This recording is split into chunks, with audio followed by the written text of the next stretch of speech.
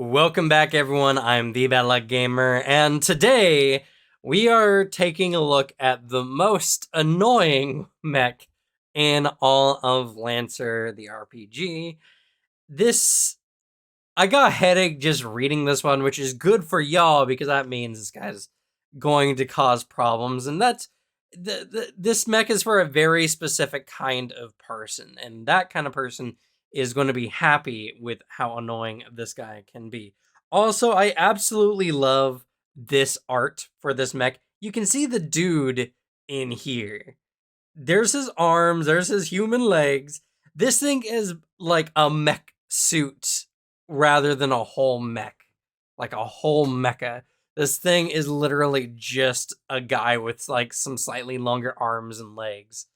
And it's great. It's a very fun mech to be sure. So let's go ahead and get to the stats. So stat wise, you can see here that the Goblin is a little squishy with 6 HP, but having some of the best like flat out defenses in the game with a 10 evasion and a 12 E defense, matching the Black Witch and, tying for some of the highest E defense in the game, though having no additional benefits to it, which I do think means the Black Witch is technically more E defense capable. Regardless, the Goblin also has a really low heat capacity, massive sensors, and a huge tech attack, either having the highest or tied for the highest tech attack in the game of 2, and a really abysmal repair capacity, only to you don't want to get hit with this guy, which is very hard because, 10 evasion is good, and if you go into your agility, you can make it more difficult to hit you. But there's not a lot of baked into the Goblin kit to prevent enemies from actually hitting you, besides the various hacking shenanigans that the Goblin can do. So, this is a glass cannon style of mech designed specifically to tech attack and to mess with enemies while also not getting hit. Now, they have a higher than average save target of 11, and their speed is on the high end of average. They also have higher than average system points, meaning that you're going to have all kinds of systems. Overall, a surprisingly not squishy mech for what amounts for very little body armor, at least in the art. 6 HP is definitely on the lower end, but the high E defense and high evasion make it pretty survivable. And honestly, just a few points in a hole, or even getting an armor through like a core bonus, you can make the Goblin pretty much as tanky as most other mechs. The biggest problem is going to be its heat capacity, which is kind of low. And this mech, it's going to want to pull you in a lot of directions. Systems being a big one, but on top of systems, you also have the agility for the evasion and speed, and you might also want to go into engineering, depending if you want to get a higher heat capacity. So yeah, the Goblin is a mech that is designed for one thing and one thing only, and suffers pretty much anything else. Now, when we scroll down to the traits, we're going to see exactly what this mech is all about. First, we have liturgic code, which is our liturgic code. Interesting. Anyway, it gives you a +1 to accuracy on tech attacks. Pretty solid, honestly speaking, and something that is going to make this mech in particular the best hacking mech in the game. Now, there's not many bonuses to critting on invades or tech attacks, I'm sure, unless there might be something in one of the talent trees. So having a super high tech attack is not necessarily a super great thing, but consistency is always good. And as well, with the high bonus tech attack that you get with the Goblin, if you invest in systems, which is the way I would recommend doing it, you add bonuses to your tech attack from your mech rather than relying on your grit. If you didn't know, your grit typically would go to your tech attack, or it would be used for your tech attacks unless you have a tech attack score that is higher. So, for instance, if you have a mech that has a 0 tech attack, but you have 1 grit, you would use your grit instead. The Goblin starts with 2 in its tech attack, meaning that when you pick this up, it's going to be innately better, but it's going to be even more better if you invest in systems, as every point in systems gives you a bonus to your tech attack for your mech. So that being the case, even just investing in 2-3 points or 1 or 2 points will make your mech's tech attack better than what your grit would be up until like level 10, which is nuts. So that being the case, it's not a bad idea to invest in a little bit of systems to help with your mech's overall design, but it's not necessary. And the +1 accuracy on tech attacks means you could technically put those system points elsewhere. I don't know why you would. It's kind of like the whole thing of the Goblin mech, but it is something you can do. Now, they also get a really cool trait called Reactive Code, which is a reaction they get whenever someone attempts to hack them. Essentially, when they're hit by a tech attack, they make a quick tech against the attacker as a reaction. This just makes them very... Enemies do not want to use tech actions on them. They just... Tech attack actions are just going to be a nuisance. So honestly, this will make the Goblin a super unlikely target if the enemy knows it's a Goblin. Sometimes, even though a lot of in-universe, the main Lancer units are pretty well-known-ish, the Horus, specifically mechs, are more obscure, and your mech might just not look like a standard, default copy. That being the case, you might get a few opportunities to use this. I haven't come across many enemies that do a bunch of tech actions, but when it does happen, this can at least be a little fun. And with the last action here, Fragile, your mech's not designed to take a lot of physical, damage. The best way to put it is anytime they're like grappled or shoved or anything and they would need to make a hull check, they suffer a +1 difficulty on the hull check, making them very unlikely to succeed. So this, again, the whole mech is designed to be a hacker mech, and this mount here is another big evidence of it. It's a singular flex mount. I'm glad it's not a main mount, which would be worse, but it's a flex mount. So you're either having 2 auxiliary weapons or 1 main mount for a weapon. Not a mech you're going to be using weapons with. Now, there are ways to gain additional mounts on your mech, for instance, but that being the case, at base, the Goblin is not designed for that.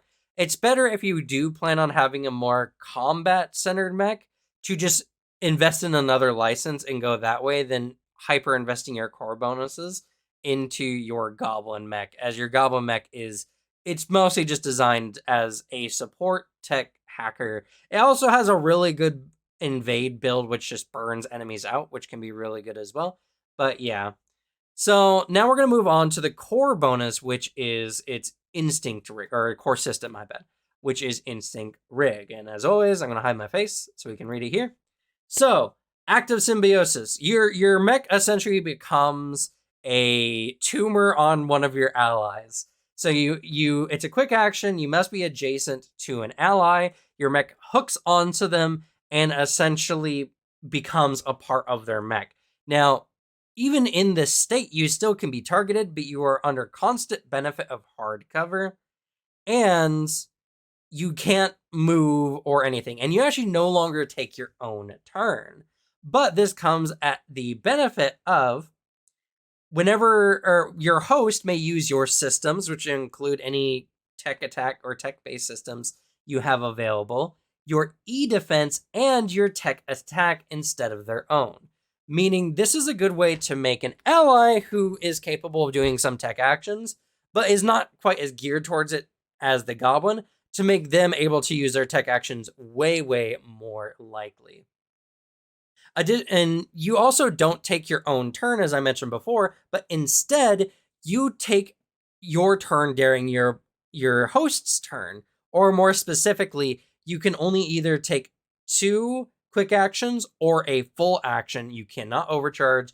You cannot use any free action, or you cannot use any like movement actions, but you can still take any reactions and free actions normally that you qualify for. Some ones that wouldn't necessarily separate you from your host. Now, Your host's turn counts as your own for the purpose of effects that refer to the start or the end of a character's turn.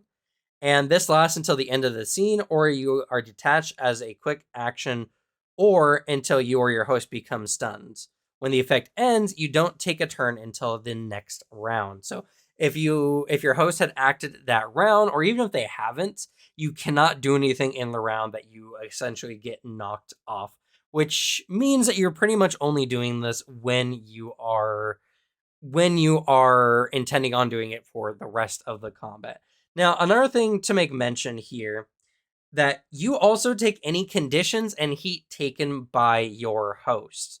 This is actually a pretty big negative for using this, because if your host is using any weapons that have either overkill or just heat self on it, they're going to burn you off of them if they're not careful. And the Goblin mech does not have a very high heat capacity at base, meaning that, depending on your team composition, symbiosis might not even work that well for you, which is very rough.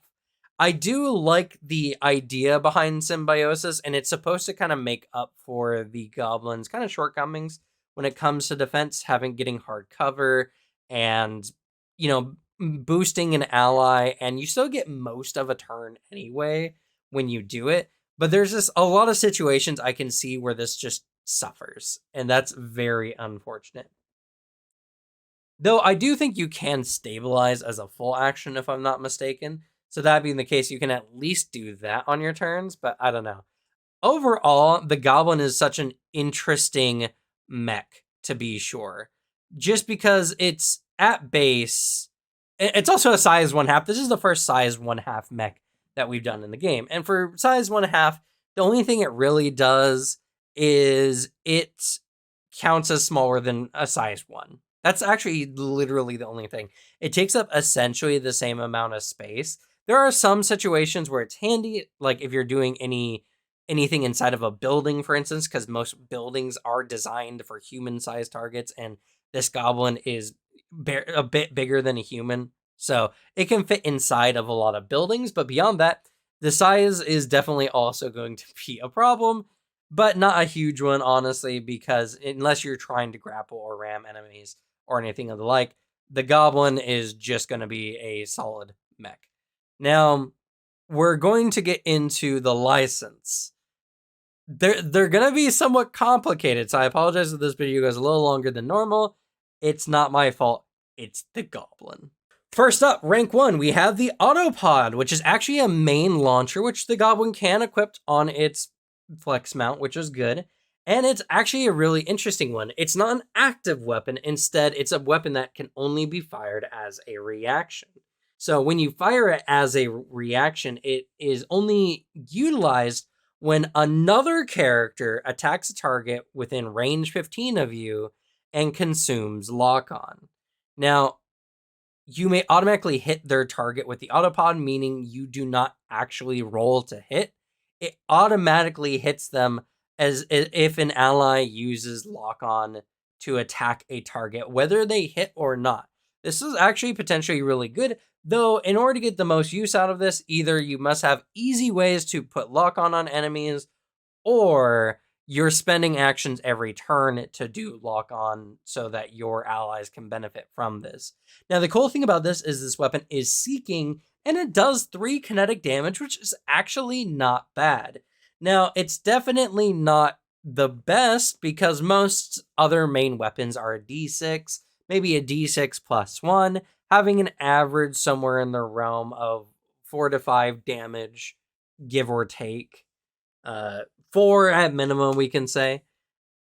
Or, yeah. Well, yeah. 4 to 5 average damage, max damage of 7. So, this on average does less than most other main weapons, but it isn't required to make an attack roll, which, can be a good thing. I can see this being utilized on mechs that have, a multiple main weapon mounts. If you're using like a heavy mech or a super heavy weapon on a mech that has like 2 main mounts and a heavy mount, this is actually a pretty good weapon, because the super heavy weapons typically must be fired using a full barrage action, meaning that whatever other weapon you have on your mount is typically not going to be used. With the Autopod, it can be used. And it's seeking, so it ignores cover and ignores line of sight as long as it's within range and a way, the missile has a way of actually getting there. So, that being the case, Autopod, not bad. I can see this being a good rank 1 pickup if you're looking just to select the Autopod, as it's not bad and it's a good augment for a lot of other mechs. But for the Goblin itself, I mean, it's like you might as well, right? Because you're not using it for anything else, really. Anyway, most of your turn is going to be spent using tech attacks, so you might as well get something you can use as a reaction as a weapon. So, all things considered, it's actually a pretty decent weapon. All right, the first of the Horus system upgrades. So the first one comes with 2, I think all of them are invade actions.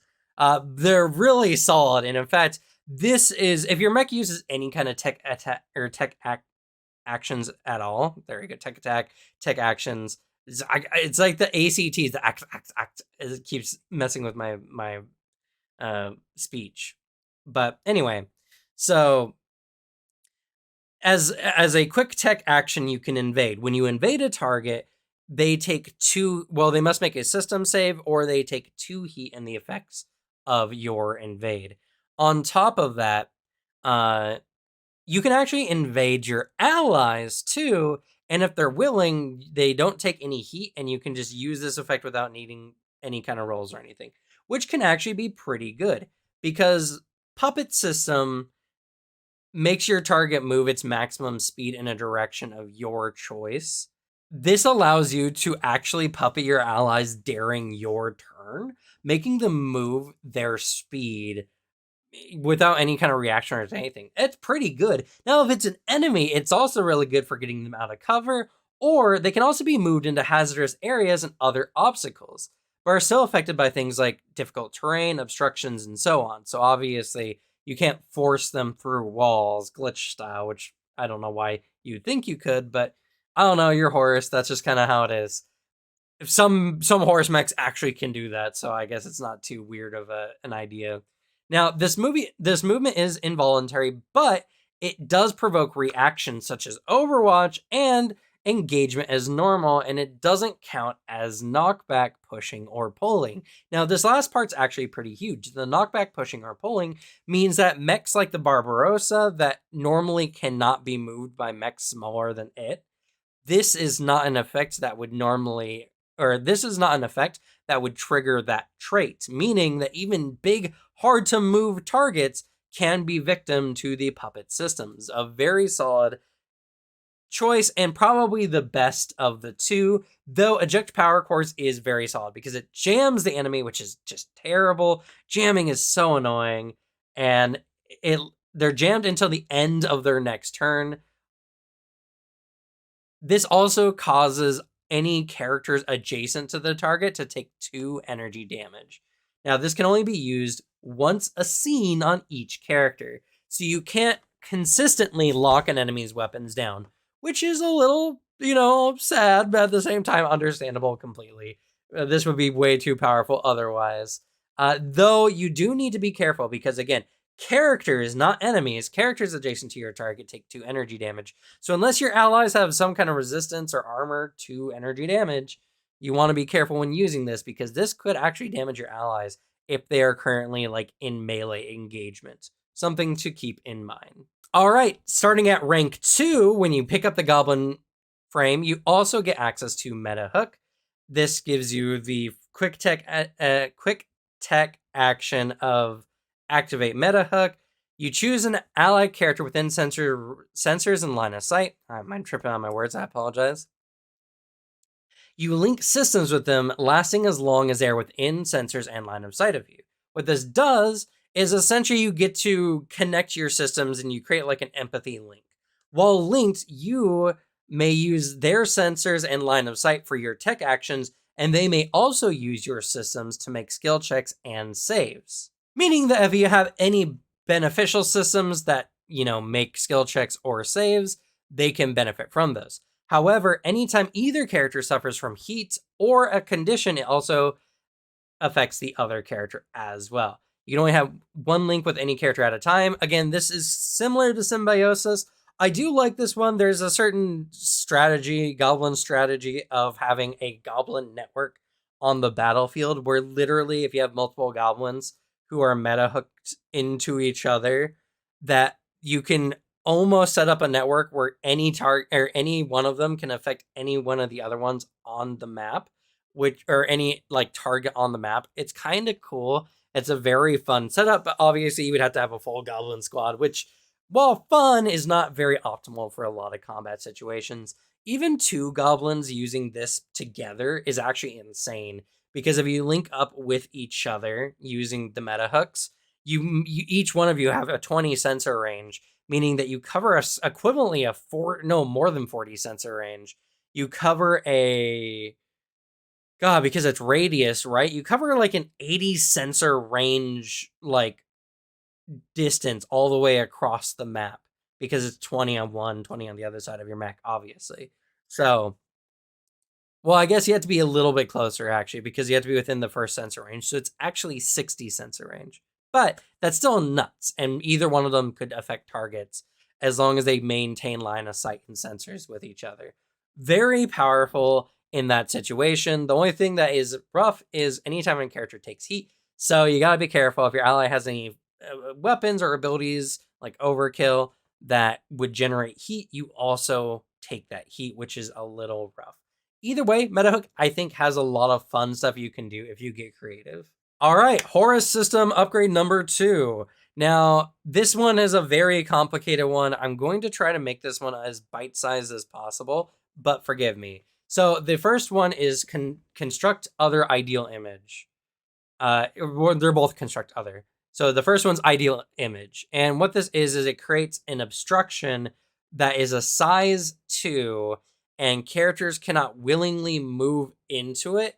But if a character does stand on it or is involuntarily moved into it, like through ramming or the like, it dissipates and is immediately destroyed. Now, this obstruction does last for the rest of the scene or until you make another one, or another character can successfully use a system check as a full action to attempt to destroy it.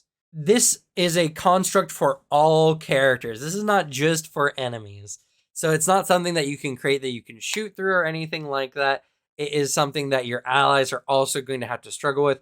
This can be used in a lot of ingenious ways, for sure. The construct also just provides hard cover, it can block line of sight, and has immunity to all damage, so enemies can't even blast through it, like if they're firing willy-nilly, which I don't know how this works.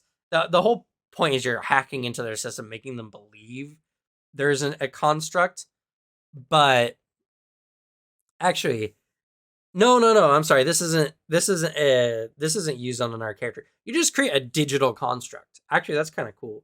You just create a digital construct that all people need to. Well, yeah, but it does say that can look almost like anything and appears real to all systems. Yeah, so it's not even actually a digital construct because it's still just their mechs. I don't know. It's so weird. I mean, I like the idea of it. It's just trying to understand what it means in like the game's world is another story altogether. Now, obviously, the construct is good for creating, blocking a line of sight, preventing enemy movement, or just creating a nice hardcover construct for you and your allies to hide behind when necessary. But false idol, the second construct you can make, is, in my opinion, the better one. So when you create a false idol, you make within a free space within sensors, you create a idol of either yourself or an ally. Now, the free space within your sensor range does not need line of sight, though I do think you need line of sight to your ally to create a false idol of them. So when you do so, you create this idol. You want to put it in a place that's very visible and very easy to see, because what happens is this becomes a decoy. Whenever a target is attempting to make a hostile action against your target, either yourself or your ally, and the false idol is within line of sight, they need to make a system check. Now, the system, or a system save, my bad. On a failure, they don't lose their action, but they cannot target the original character and believe the false idol is real instead until the end of their next turn. I don't like this wording. I think this is something that gets a little meta, which is kind of funny considering Horus and all the kind of stuff. But this gets a little meta where the enemy is attempting to use an action, but they see the idol and they're like, wait, which one is it? It's that one. I know it is.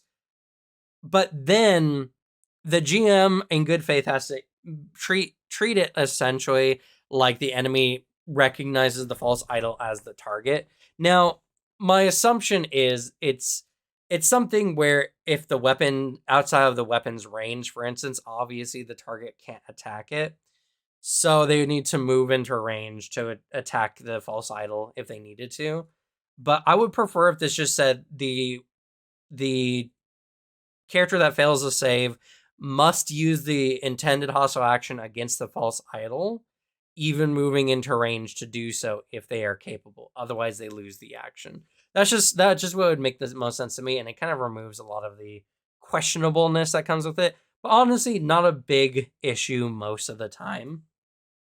Now, the false idol is just an exact copy of your target, and it has a base evasion of 10 and E defense of 10 and only 1 HP. It disappears if it takes any heat or damage or at the end of the scene or if you create a new one. So why I like False Idol instead is just because you can just create one of these every turn if you absolutely want to.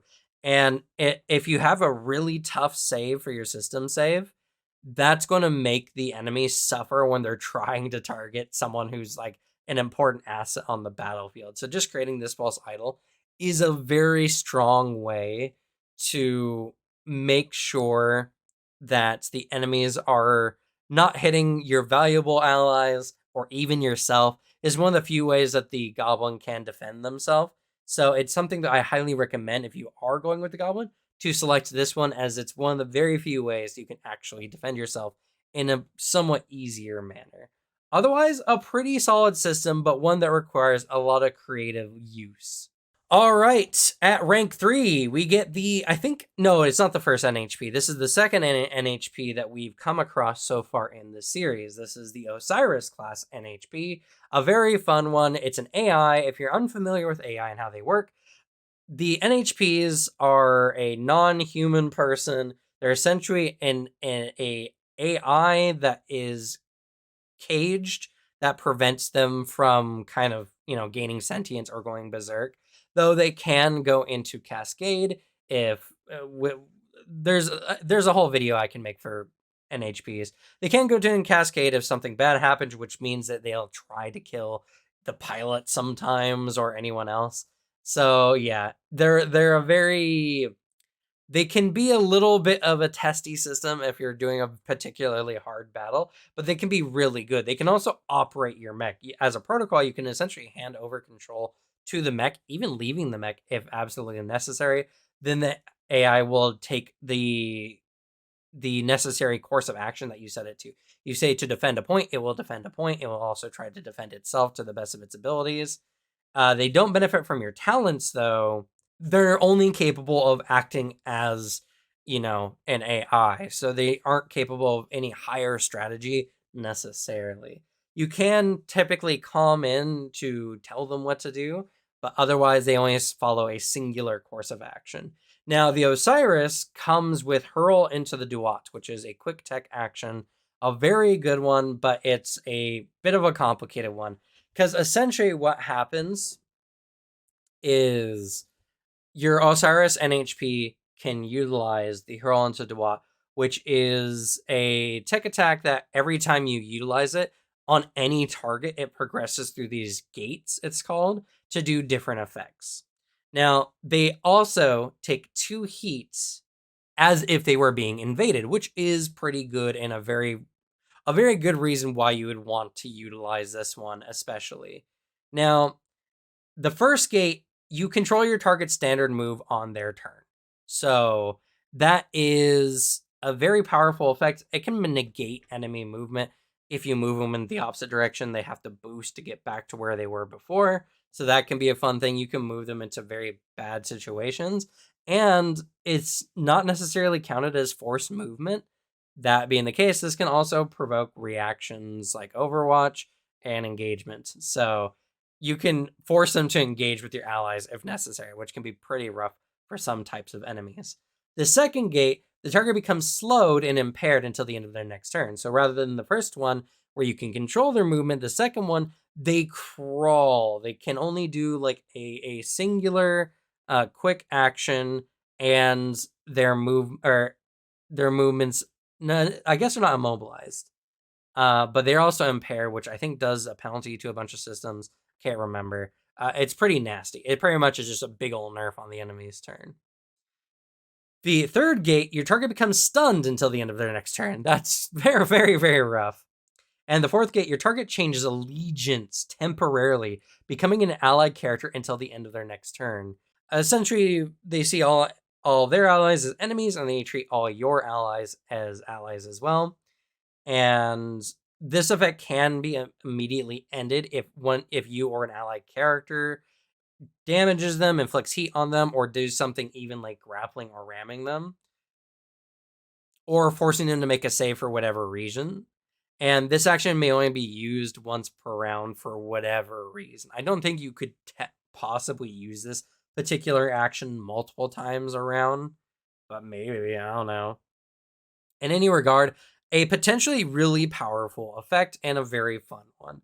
The Osiris NHP is just a very fun system to pick up and very cool for depending on what you want it to do. I mean, honestly, just telling your NHP to use hurl onto Dewat and then going and doing your own thing is a potentially very powerful thing you can do on the battlefield. So I thoroughly do enjoy this particular NHP.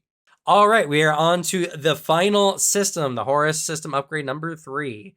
But before we get into it, as always, if you guys enjoy this kind of content, please like and or subscribe to see more content like this. I do Pathfinder 2E. I'm going to do Starfinder 2E content when that comes out. And of course, I'm doing Lancer content as well. And of course, I also have a cat. New cat. So sub for him, if anything. Yeah, Bean? Okay. So let's go ahead and get into the system, shall we? So this is actually a pretty good one. These are 2 invades as well. So not only do they do 2 heat, but they do additional things. Dimensional emblems is a fun one, but it requires a lot of creative use to get the most benefit out of. You create 3 size 1 data constructs and free spaces around the target, essentially either creating a wall or caging them off. And they cannot, I guess you can't create a wall because they can't be adjacent to each other. So the biggest thing you want to do with this is typically try to create a cage around your enemy in some form.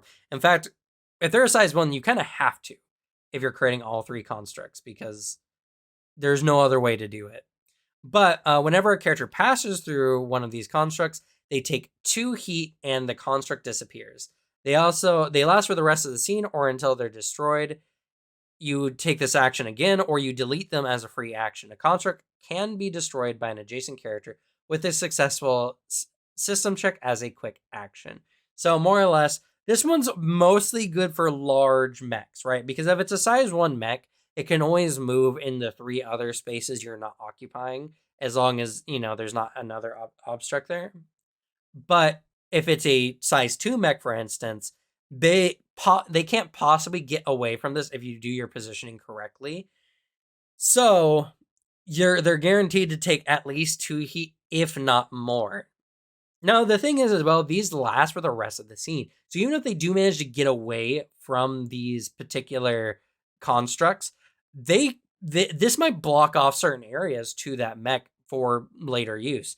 So this can actually create some good ways of walling enemies off with a threat of heat, which is a pretty big one because heat damage is a pretty serious way of dealing with enemies in the game.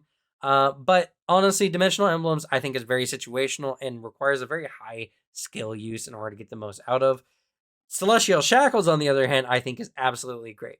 So essentially you mark the target space of your invade, and if they ever leave the affected space, at any point during your turn, you may take a free action to teleport them back to that space or as close as possible, then the effect ends. Now, an affected character can attempt a system save as a quick action to end this effect, meaning that if they do want to not be teleported back, they have to expend a system save. But the really cool thing about Celestial Shackles is it can be used on allies, and it can be used as a very ingenuitive way of getting an ally out of danger quickly. You go first. You use this on your ally, and then your ally, will move out of their space. And then on the next round of combat, whenever your ally moves, you can teleport them back to that space so they get into a dangerous spot. Now, it is kind of strange, but it does say you can do this on your turn. It doesn't need to be your next turn. So at any point, you can pull them back. This is a very solid quick tech action to essentially ensure your ally just doesn't get into problems. Celestial Shackles is amazing for this very reason. You can do this at the beginning of a battle so that an ally who gets very, very damaged can be popped right back to the beginning of the map. And then they can do like a stabilize to heal their mech up or do whatever. I like it for the teammate use, but there's also a lot of annoying things you can do to enemies. That being the case, that is gonna be it for the Goblin, the most annoying mech. And hopefully, I was able to describe to you all what the various systems do. This is a bit of a longer video than normal. That's just the Goblin for you. It's a very complicated mech, but yeah. So if you want to play a hacker-based character who does the only thing they do is mess with enemies, the Goblin is definitely going to be for you. Now, that's going to be it for this week. Next week, we're going to be getting to the Genghis, which is going to be a lot of fun. So if you like fire, the Genghis mech is going to be for you. And it's also one of the few licenses that have two frames. We're going to look at the Genghis and the World Killer Genghis, which is going to be fun. But that's going to be it for me. Thank you all so much for watching. Good luck with your games. Leave the bad luck to me. And I'll see y'all next time. Bye.